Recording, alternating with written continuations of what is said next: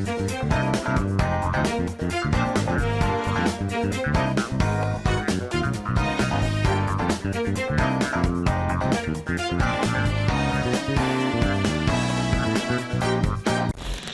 are back with Jujutsu Kaisen chapter 266, and I know I didn't talk about 265, so here's a recap.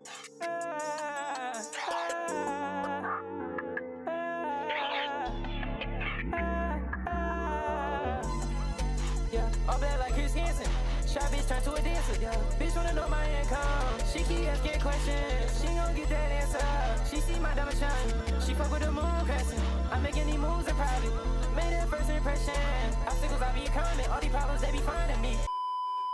Alright, now that we're all caught up, let's just get straight to this chapter. In no chill whatsoever, we start this chapter with Itadori listening to Megumi's soul, saying that he wanted to create a world where his sister wouldn't have to face the unfairness of the world. I'm not gonna lie to you, bro, you wasn't finna be able to make that. You are not Goku, you are not Superman, give up on that dream now. Well, I guess he already kinda did, cause he a lame. But Megumi then says if he couldn't create such a world, then he wanted to at least maintain the fragile life him and his sister had while they were alive. Yeah, and now a bunch of people are dead too because he wanted to be a bum and lay around instead of fighting back against Sukuna. So wham wham wham. Megumi then says he just wanted to think, I'm so happy eating meals, watching the sun dry his laundry, and walking with people like his sister or Itadori, the only loved ones in his life. Not gonna lie, that kind of got me a little sad, bro. Like, I'm not gonna lie, a tear might roll down my face. Megumi tries to end the convo saying but that's okay now, but Itadori stops him and starts yapping, and basically he's saying that there are a lot of harsh things when it comes to life, and one of those things is choosing to continue to suffer in hopes of getting better. And he didn't know why people gave up in times like that, but after becoming a jujutsu sorcerer, he gets it. He then tells Megumi that due to him understanding now, he can't in good faith tell him to keep living, because he understands how hard it would be to say so at this point. Back in reality, Sukuna opens up the hollow wicker basket to counter Yuji's domain, and they start boxing. Sukuna with a knee to the stomach, which Yuji grabs so that he can flip around Sukuna, but Sukuna punches him away. Sukuna is shocked and surprised at how angry he got when Yuji looked down at him, saying, "To show pity to me, I can't wait to make every human other than you atone for what you've done." This nigga really is the #1 Yuji hater, bro. I know a lot of people who hate on Yuji, but Sukuna honestly takes the cake. Like Gege, how do you hate your main character so much and love your antagonist even more than you hate your main character? It just ain't adding up. Suddenly, we then see Kid Megumi in the alley where he met Gojo for the first time, and he says the same question that he said to Gojo to Itadori, saying, "What's with that face?" And Yuji says, "It'll be really sad without you, Megumi." And man, seeing Itadori with a fully healed face and his hair in the normal style is something I never thought we'd see again, but here it is. And in that instant, Sukuna's legs start sinking into the shadows, and it's all thanks to Megumi. Bro really came in after almost a whole year like nothing happened. That boy really came in like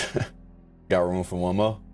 Sukuna then says that Megumi's soul sprang back to life because of all of Yuji's dismantles on him. Bro really getting cooked by his own technique. I know he's sick. Sukuna then says that Maharaga is already gone and the 10 Shadows technique has lost its function too. Bro really trying to weigh all his options right now. He is stressing. Bro's main aunt really is a 16-year-old, bro. I'm dead. These young niggas got unk stressing. Yuji lands a hit on Sukuna's face and blows him away and smiles as he realizes that Megumi ain't out yet. Them boys really about to lock in like Ryu and Cyclops, bro. We get to see the goated duo back in action like the good old days. Itadori starts a flurry of attacks on Sukuna and gets pushed away, but then they both start attacking each other with a flurry of punches to each other's heads, bro. These niggas really said, "Gimme."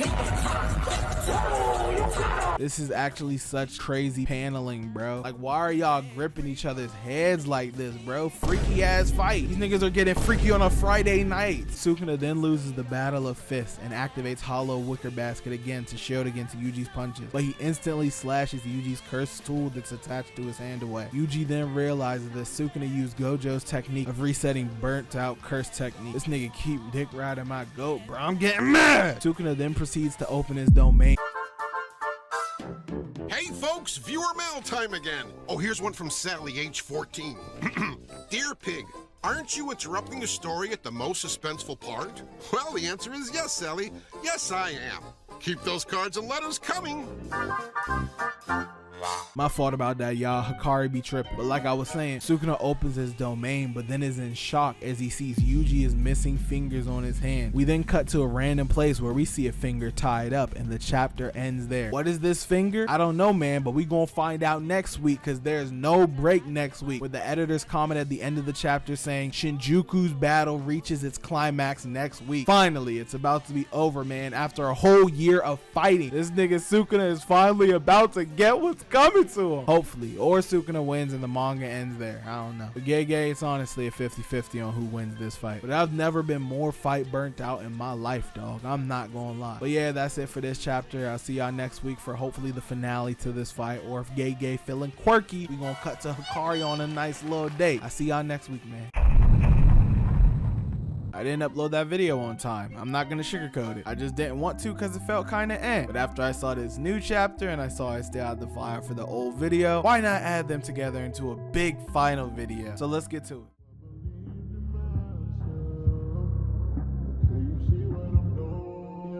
When faced with certain defeat, there's only a few who can answer the call at this point. But those blessed by the flashes of black have answered the call.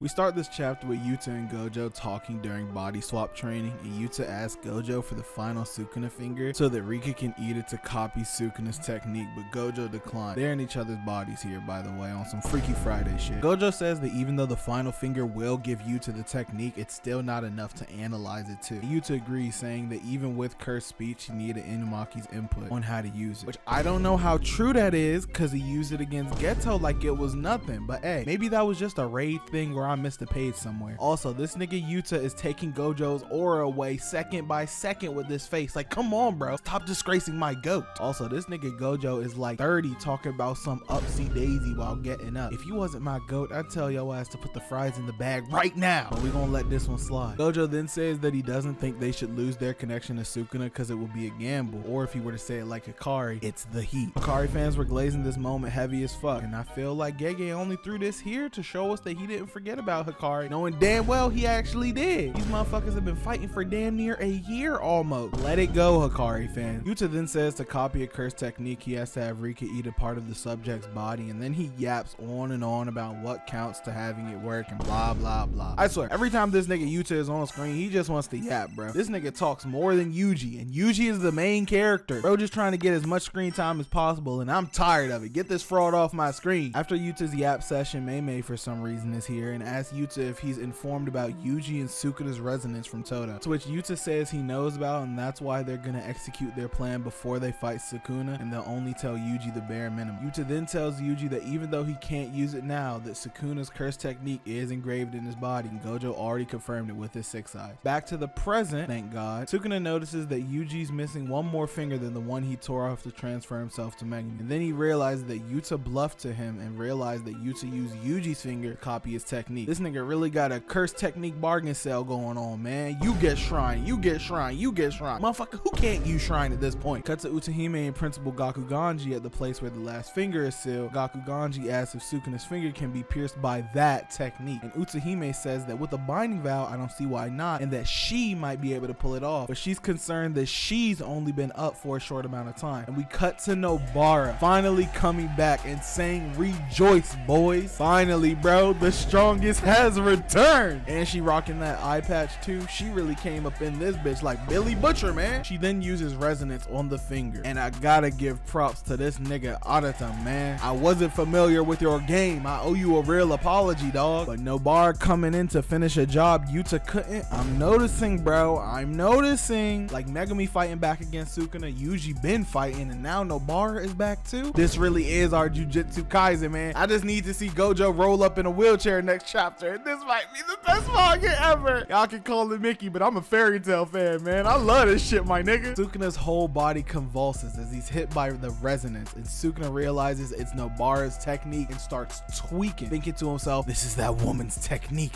This is bad. My technique. I can't open my domain. At this rate, the kid's sure hit effect will. Yuji is in tears as he realizes that Nobara is still alive, and we see Nobara addressing Yuji, saying, how's that for OPP, you idiot? She really remembered, bro. W callback. Now Megumi needs to break out of Sukuna and say it too. I need it, bro. I don't care. Look at this nigga Yuji smiling, bro. This is what I needed. Right after that, Yuji instantly hits a soul dismantle on Sukuna. Yuji then knees Sukuna right on his face and punches him so hard that he throws up. But Sukuna ain't giving up yet. Punches Yuji right back. Sukuna then says, "Did you really think you can peel me off with your makeshift domain?" This nigga Sukuna is tweaking, bro. Look at this face. Look at it. This man is bugging. I keep telling y'all, man, these young niggas got stressing. Yuji then locks in and says to Sukuna, "Let's put an end to this ever-cycling curse, Sukuna." While that's a hard bar, imagine if he said, "Let's put an end to this Jujutsu Kaisen right now, king of curses." That shit would be peak, dog. Gege needs to let me start writing. I'm gonna bring Gojo back for y'all too, man. Don't worry. Yuji then hits Sukuna with a black